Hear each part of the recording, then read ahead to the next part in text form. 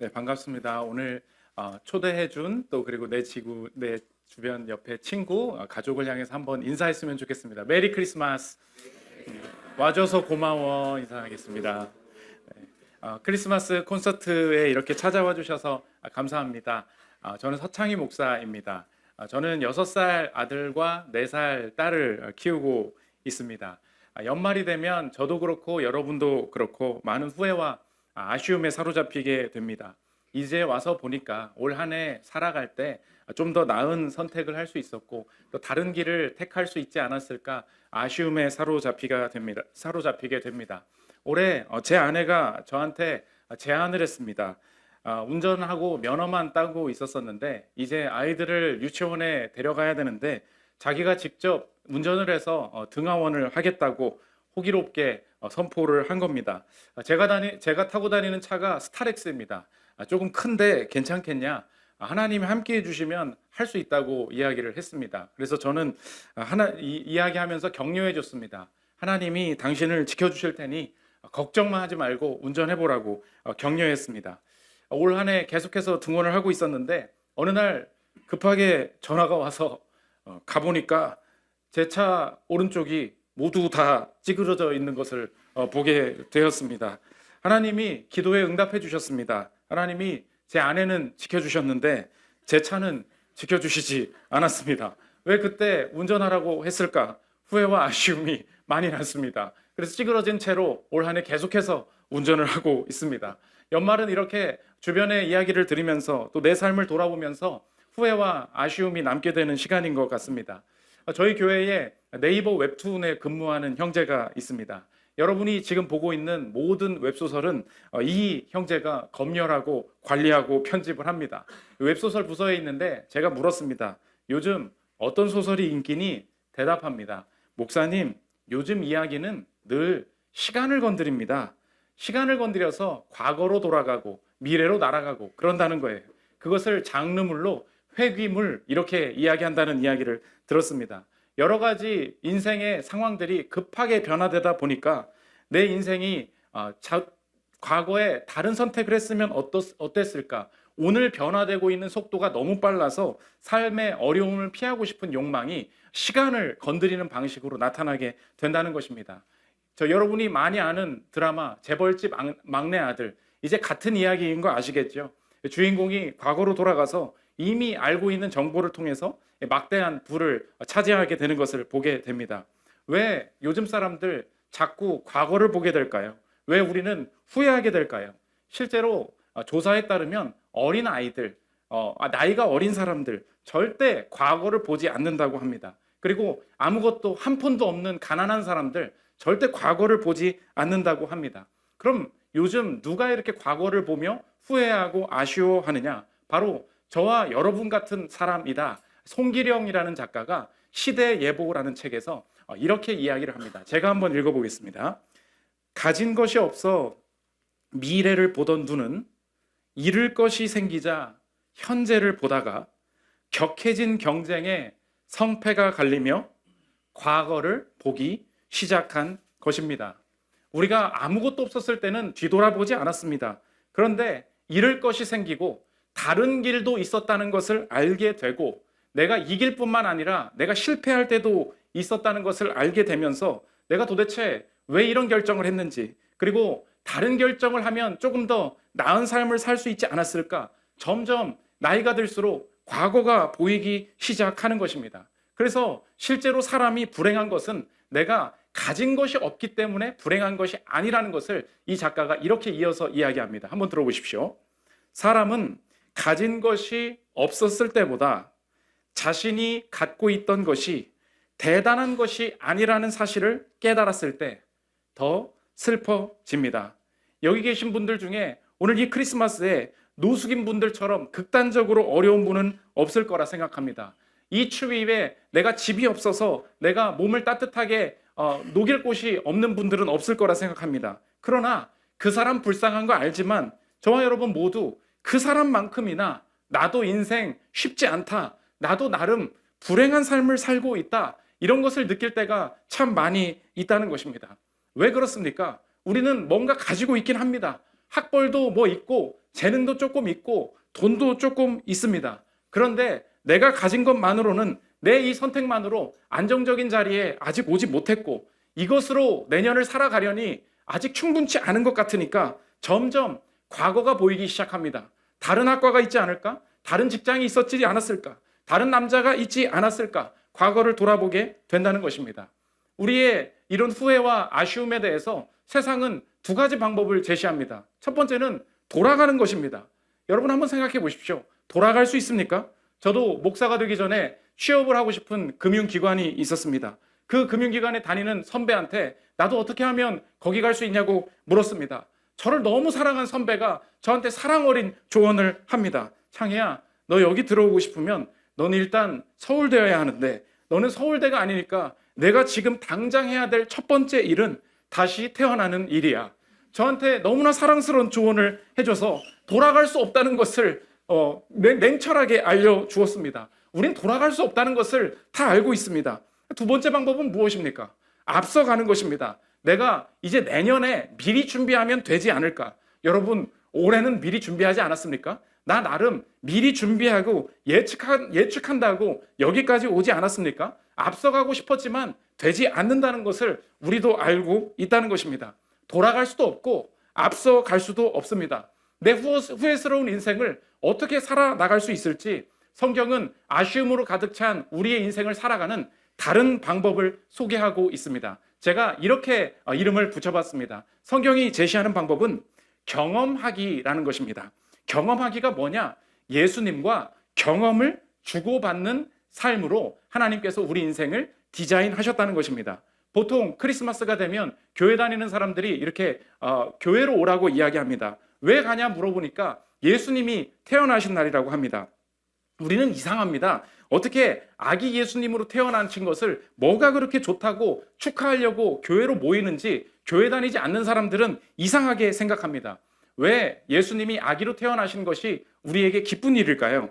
예수님은 이 땅에 태어나신 이유가 나와 경험을 주고받으러 이 땅에 오셨기 때문입니다. 그래서 예수님이 이 땅에 태어나신 이유를 제가 이 문장으로 정리해 보았습니다. 한번 같이 따라 읽으면 좋겠습니다. 함께 읽어보겠습니다. 시작. 예수님이 나 대신 태어나신 것은 나 대신 경험해 주시기 위함입니다. 예수님이 왜 태어나셨는가? 나의 경험 중에 부정적인 모든 경험은 가져가 주시고 예수님이 가지고 계셨던 좋은 경험들은 다 나에게 주시기 위해서 이 땅에 오셨다는 것입니다. 마태복음 1장 21절을 제가 읽어보겠습니다. 아들을 낳으리니 이름을 예수라 하라. 이는 그가 자기 백성을 그들의 죄에서 구원할 자이심이라 하니라. 예수님은 하나님이시기 때문에 태어나실 필요가 없는 영적인 존재셨습니다. 그런데 태어나셨습니다. 왜 그럴까요? 사람만 태어날 수 있기 때문입니다. 사람만 태어날 수 있는데 사람이 할 수 있는 경험을 대신하기 위해서 태어나는 일, 아기 예수로 오는 일을 이 땅에 행하셨다는 것입니다. 아니 목사님, 뭐하러 사람끼리 하는 일들을 예수님이 굳이 경험하러 오셨습니까? 예수님이 경험한다고 해서 내 인생 달라지는 거 없습니다. 내가 가난합니다. 한번 생각해 보십시오. 내 친구가 너의 가난을 동참해 보겠다고 같이 가난해집니다. 그런다고 내가 위로가 됩니까? 남이 같은 경험을 한다고 해서 내 삶에 위로가 되지 않습니다. 그런데 예수님이 경험하신 경험은 다르다는 것입니다. 예수님이 왜 우리와 같은 것을 경험하셨는지 그 약속을 이렇게 정리해 보았습니다. 한 번 더 따라 읽어보겠습니다. 시작. 내가 경험한 나쁜 것은 예수님 것이 되고 예수님이 경험한 좋은 것은 내 것이 됩니다. 예수님이 태어남을 경험하셨다고 했습니다. 왜 태어나셨을까요? 태어난 존재만 죽을 수 있기 때문입니다. 예수님은 태어나셨습니다. 왜냐하면 죽기 위해서 태어나셨습니다. 사람은 모두 죽어야 합니다. 그런데 예수님은 우리가 경험할 수 있는 모든 부정적인 것을 가져가기 위해서 경험하셨다고 했습니다. 그러니까 예수님은 죽기 위해서 태어나셨습니다. 예수님이 죽음으로 말미암아 우리의 죽음을 가져가 주신 것입니다. 더불어서 예수님이 가지고 계셨던 원래 경험하신 것을 우리에게 주시기로 약속하셨습니다. 그것이 영생입니다. 예수님은 죽지 않으십니다. 죽고 다시 살아나실 수 있는 분입니다. 예수님께서 죽음을 경험하시면서 우리가 경험한 부정적인 것은 다 가져가시고 예수님이 원래 가지고 계셨던 영생을 우리에게 주셔서 예수님을 믿는 자마다 죽음을 이기고 천국에 들어가고 영생을 얻을 수 있도록 바꾸어 주시기 위해서 나 대신 이 땅에 오시게 되었다는 것입니다. 우리가 우리 후회에 사로잡혀 있고 인생의 아쉬움에 사로잡혀 있을 때 이 경험을 바꾸어 가시는, 이 경험을 주고받는 예수님을 만나면 내 인생이 완전히 변화될 수 있습니다. 두 가지로 변화될 수 있습니다. 첫째로 내 과거에 대한 후회와 아쉬움을 다 벗어날 수 있습니다. 오늘 저와 여러분 한 해를 잘못 살았다, 이 대학생활 잘못했다, 이 자녀 잘못 키웠다, 내가 경험한 지금 느껴지는 후회스러운 일이 있으십니까?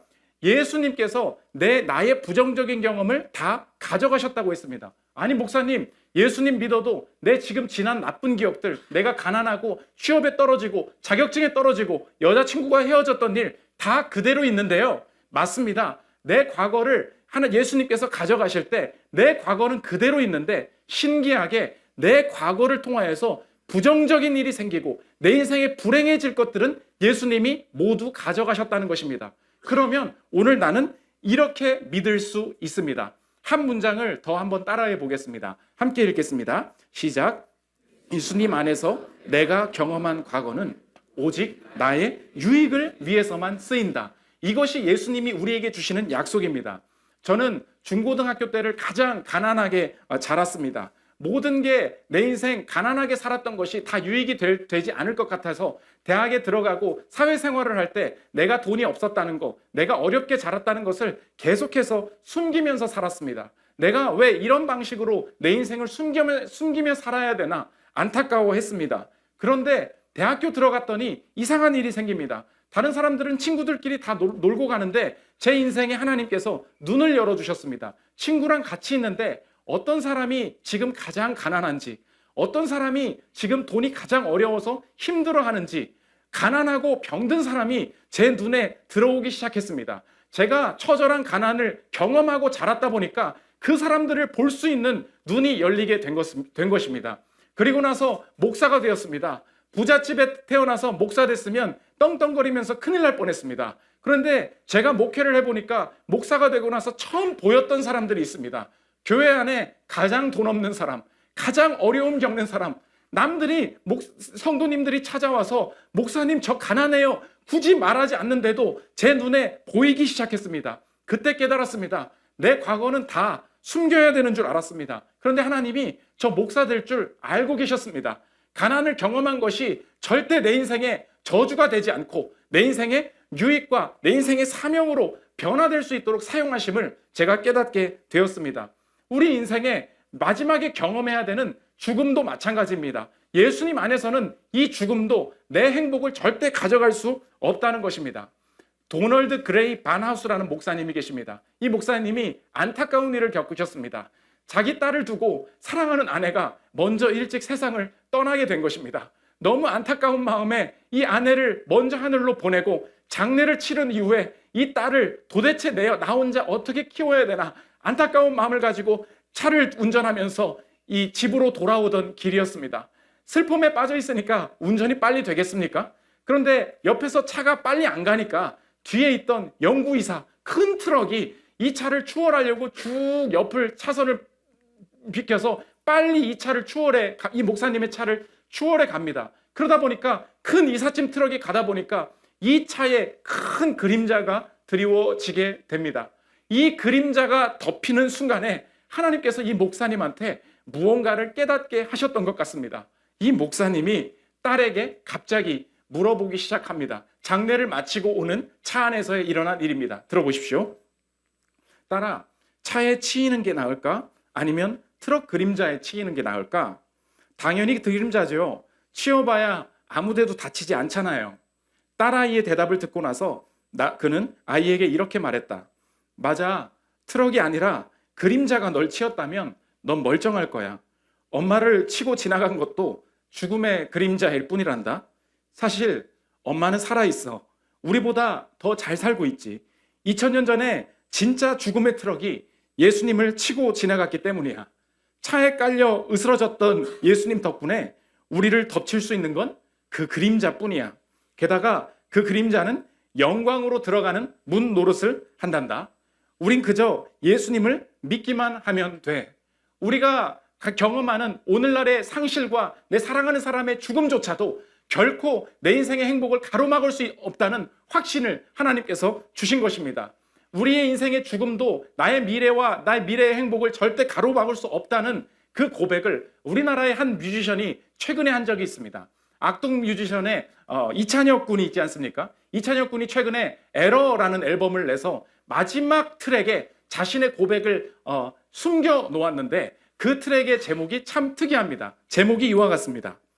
장래 희망. 목사님 오타 났는데요. 그렇지 않습니다. 자신의 인생에 장래는 곧 천국에 갈 수 있는 동시에 희망이 된다는 것입니다. 그래서 자신의 장례식장이 축제가 됐으면 좋겠다고 이야기하면서 이찬혁 군이 이렇게 고백을 합니다. 들어보십시오. 아는 얼굴 다 모였네 여기에. 제가 노래를 부르면 다들 노다가 나가실 것 같아서 읽겠습니다. 한 공간에 다 있는 게 신기해. 그러면서 일부러 유머를 날립니다. 모르는 사람이 자기 장례식을 자기가 보는 거예요. 모르는 사람이 계속 우는데 누군지 기억이 안 나. 미안해.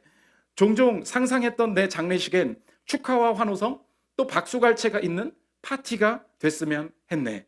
왜냐하면 난 천국에 있기 때문에. 그러면서 자기가 있는 천국을 상상하면서 묘사합니다. 오자마자 내 몸집의 선업에 커다란 사자와 친구를 먹었네. 땅 위의 단어들로는 표현 못해. 사진을 못 보내는 게 아쉽네. 모두 여기서 다시 볼 거라는 확신이 있네. 이것이 죽음마저도 가로막을 수 없는 우리의 과거의 후회도 우리의 인생의 행복을 가로막을 수 없는 그리스도인들의 확신이 된다는 것입니다.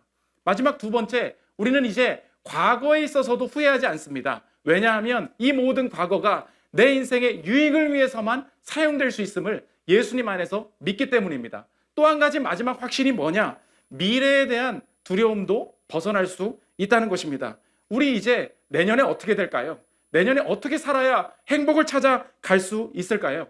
예수님께서 우리의 죽음까지 먼저 가셔서 경험하셨습니다. 우리보다 앞서 가셨다는 이야기죠. 그러면 마지막으로 우리에게 주시는 약속을 이런 문장으로 정리해 볼 수 있을 것 같습니다. 마지막으로 한 번 더 읽어보겠습니다. 함께 읽겠습니다. 시작. 예수님이 나 대신 죽으신 것은 나보다 앞서가 계심을 보여주시기 위함이다. 예수님이 태어나셨습니다. 그리고 내가 죽기 전에 먼저 죽음을 경험하셨습니다. 그래서 내 죽음도 영생으로 바꾸어 주셨습니다. 그러면 내 내년에 벌어질 모든 일들 속에 예수님께서 여러분보다 먼저 앞서가 계십니다. 어떤 일이 일어날지라도 그것을 통하여서 우리에게 벌어지는 모든 부정적이고 저주스러운 것들은 다 가져가셔서 어떤 일이 벌어지든 간에 그것이 내 인생의 미래에 유익이 될 수 있다는 것을 예수님 안에서 확신할 수 있다는 것입니다. 앞서간 사람이 있다는 것이 나의 인생에 얼마나 큰 위로가 되는지 우리 나태주 시인을 잘 아실 것입니다. 자세히 보아야 예쁘다. 그 풀꽃시 쓰신 분 계시잖아요. 그분이 우리의 인생은 모두 처음 사는 인생이다. 그래서 늘 서툴 수밖에 없다. 자신의 시집에서 자신의 글을 이렇게 남겨놓습니다. 제가 한번 읽어드리겠습니다. 들어보십시오. 모르고 사는 것이 인생이고 어떻게 살면 좋을지 모르는 것이 또한 인생입니다. 어쩌면 누구나 처음 사는 인생이기 때문에 그럴 것이고 아무리 살아봐도 낯설고 서툰 것이 인생의 본질이기 때문에 그럴 것입니다. 그런데 이 시인이 우리의 인생의 유일한 위로를 이야기합니다. 앞서간 사람이 있으면 된다는 것입니다. 이어서 들어보십시오. 우리의 인생도 마찬가지입니다. 누군가 앞서간 사람의 마음을 읽게 된다면 서툰 인생, 불안한 인생, 낯선 인생이 훨씬 좋아질 것입니다. 도움이 될 것이고 어두운 마음이 밝아질 것입니다. 분명히 도움이 될 거예요. 마음이 편해질 거예요. 어딘지 모르지만 내 마음을 미리 알아준 사람이 있다는 것은 하나의 기쁨이 될 것이고 위로와 축복이 될 것입니다. 예수님께서 오늘 여러분을 대신해서 죽음까지 먼저 경험해 주신 분이기 때문에 내년에 여러분의 인생을 굳게 붙들고 계시고 모든 일 속에 유익 주시도록 미리 앞서가서 우리를 예비하고 계신 줄 믿습니다. 오늘 친구를 따라서 또 가족을 따라서 이 자리에 처음 오신 우리 손님분들, 관객분들이 계실 것입니다. 오늘 처음 나오시지 말고 이제 저와 더 얼굴을 자주 봤으면 좋겠습니다. 이 교회에 나와서 예수님을 좀 더 알아갔으면 좋겠습니다. 내가 경험한 것 중에 부정적인 것은 모두 가져가시고 자신이 가지고 있었던 모든 유익한 것은 내게 주시기로 약속하시기 위해 경험을 주고받기를 원하시는 예수님을 오늘 구주로 삼아 평생의 삶에 위로와 소망을 누리는 저와 여러분들 되시기를 기도합니다. 제가 함께 기도하고 마치겠습니다. 제가 대표로 기도하겠습니다. 하나님 아버지, 내가 예수님과 경험을 주고받을 수 있도록 인도해 주셔서 감사합니다. 오늘 이 땅에 태어난 예수님을 내 삶의 주인으로 모시기를 원합니다.